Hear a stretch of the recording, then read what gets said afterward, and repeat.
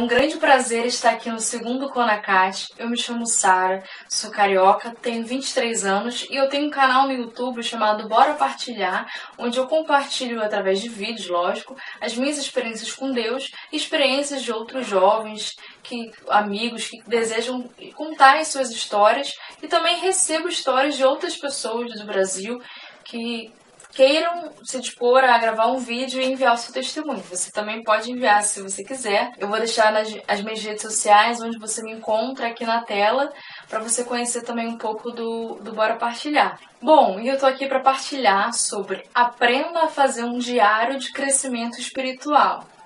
Na verdade, assim, no meu canal no YouTube, eu gravei um vídeo compartilhando como eu organizo o meu caderno de oração. Foi um vídeo que teve uma repercussão, assim, surpreendente para mim, e ele é bem objetivo, né? São 7 categorias que eu coloco dentro do meu caderno de oração, onde eu organizo várias áreas da minha vida, da minha intimidade com Deus, para que eu possa realmente ir consultando e registrando de forma organizada aquilo que Deus vai fazendo. Se você tem uma dificuldade de se organizar, também é um vídeo que eu indico para você. O que meu vídeo do YouTube tem a ver com esse vídeo? Porque com certeza foi por causa desse vídeo que eu gravei pro meu canal que eu estou aqui. Esse vídeo que eu gravei pro Bora Partilhar, ele é totalmente objetivo, prático. E esse vídeo aqui, hoje, eu quero compartilhar, eu quero descer no porquê, qual a importância de ter um diário espiritual, como que isso me ajuda, como que isso pode te ajudar, como que isso pode interferir na tua família, na tua vida com Deus. Então a primeira coisa é, por que ter um diário espiritual? A resposta ela é muito simples, né? A gente deveria ou deve, ou eu sugiro, recomendo que você tenha um diário espiritual para que você possa contemplar, não deixar a graça passar, para que você possa ver Deus. Realmente, né? Você precisa ter um diário espiritual para que você possa ver Deus. E ao ver Deus, você transbordar esse Deus, porque você automaticamente, ao se deparar com a novidade que é Deus, você vai querer compartilhar e partilhar com outras pessoas, com as pessoas da sua família. E ali você vai abrir um espaço onde não há espaço para que Deus entre, porque você já vai estar introduzindo Deus. Parece meio abstrato isso, né? Mas não, você deve ter um diário espiritual para que você veja a face de Deus. Como assim, Sara? Quando você registra as coisas que Deus vai fazendo, você consegue perceber o caminho que Ele está te conduzindo, para onde você está sendo guiada, o que você já trilhou, para onde Deus está te levando. Você consegue perceber a fidelidade de Deus, porque você olha e fala assim, nossa, lá atrás Deus me conduzia a um caminho, Deus me dizia para ter confiança e estava tudo caótico na minha vida. Mas aí eu fui indo nas minhas dificuldades, aí você lembra das dificuldades. E aí, sabe aquela coisa de quando você lê o que está escrito com as tuas palavras, vem à tona aquele sentimento que tu sentiu lá atrás. E aí, muitas das vezes, Deus, Ele que nos ama, que deseja nos dá um caminho de santidade, nos tornar pessoas santas, Ele nos cura. E aí a gente vai olhar lá atrás e vai falar assim, meu Deus, você vai ler o que você escreveu, você vai lembrar daquele sentimento que você teve, mas aquele sentimento lá atrás, muitas das vezes de uma situação traumática, ele não vai perdurar. E você vai olhar e falar, nossa, se fosse há 5 anos atrás, se fosse há 10 anos atrás, eu estaria arrasada só com a lembrança, porque aquela memória doía minha alma inteira.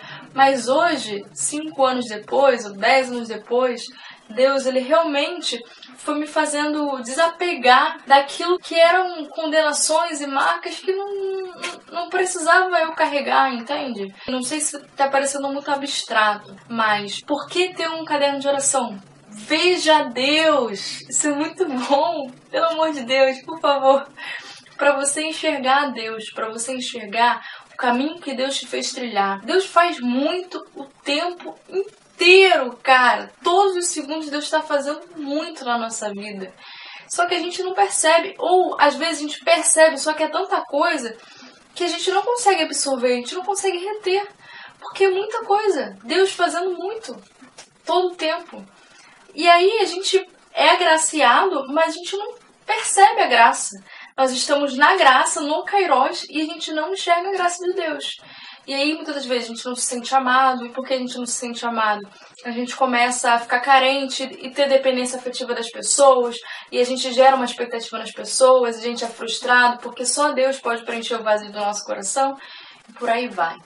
Então, ter um diário espiritual, ele é extremamente importante para que você veja a Deus. Já falei isso algumas vezes, mas não é repetitivo. De fato, você contemplar a sua história e olhar o caminho que Deus conduziu. E você não desperdiçar a graça de Deus. Não desperdice a graça de Deus. Beleza? Santo Inácio de Loyola, eu vou ler aqui, tá? Confesso.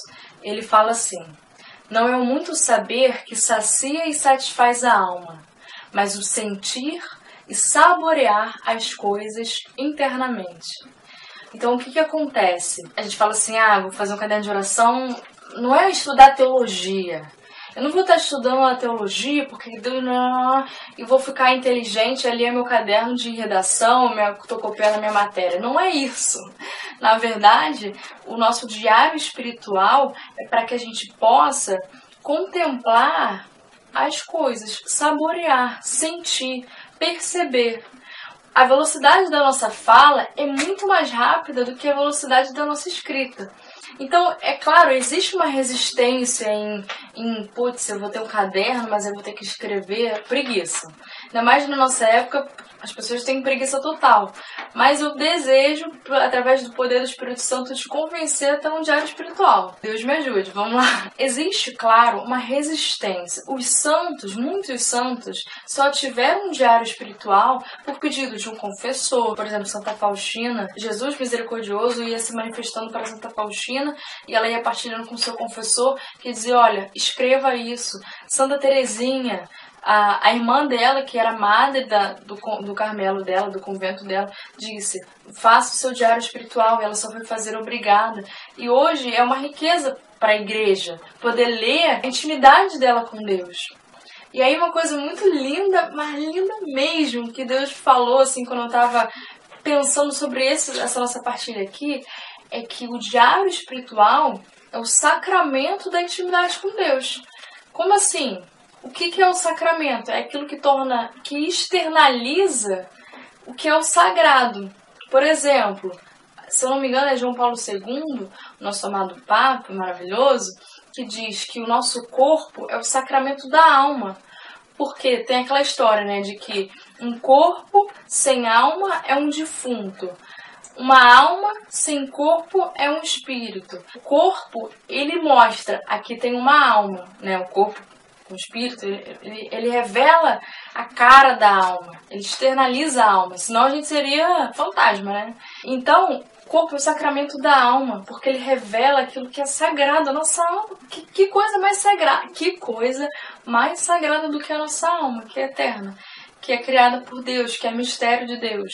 Outra coisa que é sagrada, o batismo, por exemplo, ele externaliza, ele registra, ele marca, ele separa os filhos de Deus diante de todos os povos, de todas as gerações. Aqueles que são filhos de Deus, eles são batizados. No início da igreja, na igreja primitiva, os apóstolos, os discípulos, os diáconos, eles pregavam a palavra de Jesus, e aí o povo que ia se convertendo, ele dizia, eu quero ser batizado, porque eu acredito nessa verdade, e eu quero viver conforme a verdade de Cristo. E assim, a gente vê na história que Deus, ele deseja e ele gosta de separar, de deixar bem claro, esse povo aqui é meu. Ele gosta de separar os seus, né? No Antigo Testamento, a marca que ele dá para aqueles que o ouvem e o seguem é a circuncisão. No Novo Testamento é o batismo. E por aí vai. Da mesma forma, o nosso diário espiritual, ele externaliza a nossa intimidade com Deus. As nossas atitudes, elas transbordam a nossa intimidade com Deus. Porém, é na oração, é no diário espiritual que a gente vai registrar e construir, colocar pedra sobre pedra da nossa intimidade com Deus. Porque é na nossa oração, é na nossa intimidade com Deus, é no nosso esforço para estar com Deus que a gente vai E aí acontecem as resistências também, que a gente vai se conhecer, conhecer a Deus. Esse é o objetivo do diário espiritual, registrar e conhecer, perceber, ouvir de Deus quem é você e quem é Deus. E isso também é difícil, porque as pessoas elas querem ficar no superficial. Elas não querem descer no autoconhecimento, no conhecimento de Deus, porque isso, ao ver quem somos e quem é Deus, a gente vê de onde a gente está e para onde a gente tem que ir. Ou seja, a gente vê o caminho que a gente precisa percorrer. E às vezes a gente tem preguiça, às vezes a gente não está afim, não está disposto para percorrer esse caminho de seguir a Cristo, de deixar-se transformado, de viver a fome, a sede, o cansaço, mas ao mesmo tempo também não se dá a oportunidade de viver a fartura, a providência divina. O diário espiritual, ele é o sacramento da intimidade com Deus nesse sentido, porque ele externaliza a tua intimidade com Deus, aquilo que você fala no pensamento, mas você coloca para fora. E quando você coloca para fora, você pensa mais, você reflete mais. Quando a gente pensa desenfreadamente, mas quando a gente fala, a gente para pensar o que a gente está falando, né? Pelo menos deveria ser assim. Então, ao parar para pensar, a gente reflete mais, a gente vai se abrindo à inteligência, à sabedoria e ao amor também, né? Porque a gente vê que sem Deus e sem o amor de Deus, é impossível sustentar a vida, né? E nesse sentido de ser separado, de ser uma marca, né? De que o diário espiritual é um sacramento da intimidade com Deus. E Deus, ele gosta de sacramentalizar as coisas, porque ele gosta de externalizar os seus, porque Deus é um Deus ciumento, que nos ama de uma maneira, assim, impressionante e inefável, né? E nós que somos cristãos, católicos, nós somos separados por Deus. E ao mesmo tempo, o que é o ser parado? Porque somos chamados a ser como ser parado, como separado. Como assim? Esse jogo de palavras é só para dizer que Deus, ele deseja que nós sejamos um ser parado, porque ele nos faz separados. O que é ser parado? Ser parado é você ser uma pessoa parada em Deus. Mas não parada de forma estática, mas parada é aquela pessoa que está na mesma velocidade. Porque quando eu estou na mesma velocidade de um ônibus, por exemplo, de um barco, eu não sinto turbulência. Eu estou na mesma velocidade. Então, relativamente, a minha posição relativa ao ônibus, eu estou com a velocidade zero, porque eu estou na mesma velocidade. Então, mas não significa que eu esteja realmente parado. Eu estou na mesma velocidade, a velocidade constante. E o que é isso? É você estar parado em Deus, na velocidade de Deus, no tempo de Deus, na vontade de Deus, naquilo que Deus quer para você. Então, a oração, a intimidade com Deus, ela é um caminho, uma via, onde nós paramos na presença de Deus. Onde nós, ao invés de... Existem milhões de opções, e a gente precisa escolher uma e parar em uma, e focar em uma. Onde a gente para? Para em Deus. Por quê? Porque somos seres separados por Deus. Não sei se está meio esquisito. O que eu quero dizer? É que nós precisamos dar a prioridade para o nosso relacionamento com Deus. Essa deve ser a coisa mais importante da nossa vida. Buscar em primeiro lugar o reino de Deus e tudo mais vos será dado em acréscimo. Então, de fato, tudo é providência de Deus. Deus é Deus, né? Ele pode providenciar e sanar todas as nossas necessidades. Deus é justo, generoso, bondoso, amoroso. Então, cabe a nós rompermos com a nossa inércia, rompermos com as nossas resistências de preguiça de escrever, de preguiça de se relacionar com Deus, de preguiça de ter um tempo para rezar. E cabe a nós escolhermos o melhor, escolhermos estar parados em Deus na oração, mas continuar parados em Deus por todo o dia, por todos os momentos, por todos os minutos, né? Fazendo as coisas e transbordando a intimidade com Deus. Espero que essas palavras realmente estejam alcançando o coração de vocês, o intelecto de vocês, e que vocês percebam que não são palavras bonitas, são palavras de vida. Realmente isso é verdade. Realmente eu, Sário, tenho sede de Deus. Eu desejo estar na presença de Deus. Eu desejo ter a graça da radicalidade evangélica para poder sempre priorizar. É fácil? Não. é muito difícil. Mas aí existem coisas que nos ajudam e nos motivam a se esforçar para manter esse relacionamento com Deus, né? Existem várias opções que querem nos roubar, mas cabe a nós agir como filhos separados e eleitos por Deus. E realmente voltarmos a nossa vontade, a nossa carne e prostrar o nosso ser por inteiro, corpo, alma e espírito, na presença e na vontade de Deus. Porque aí Ele vai transformar a nossa família, né? E vai transformar a sociedade. O problema da humanidade está nas famílias, né? Tipo assim, as pessoas estão nas ruas, os moradores de rua, etc. Não é por um problema simplesmente de droga, de álcool, financeiro, etc, etc. Mas principalmente por um problema na família. Até porque, né, ninguém nasce da galinha, né? A gente nasce do pai e da mãe. Todo mundo tem uma família. Todo mundo se desenvolve precisando de outras pessoas. Mesmo que você não tenha uma família biológica, você tem uma família, sua família. Porque você não iria crescer sozinho, sem ajuda de ninguém. Desde o ventre da sua mãe você precisa de alguém, né? Até depois que a gente fica independente, assim, que a gente fica maior, nós somos criados para nos relacionar, para depender das outras pessoas. A gente tem necessidade de se comunicar, de ser amado, de amar também. Chesterton, ele diz que Deus constitui na nossa família pessoas diferentes, totalmente diferentes. E quando a gente vai para o mundo, a gente sempre vai atrás de pessoas que têm afinidade com a gente, né? Pessoas que se assemelham, que a gente gosta. Então, o lugar mais difícil de estar não é no mundo, porque no mundo você tem várias opções e você escolhe aquilo que você se identifica. Agora, em casa, não. Deus já escolheu para você pessoas totalmente diferentes.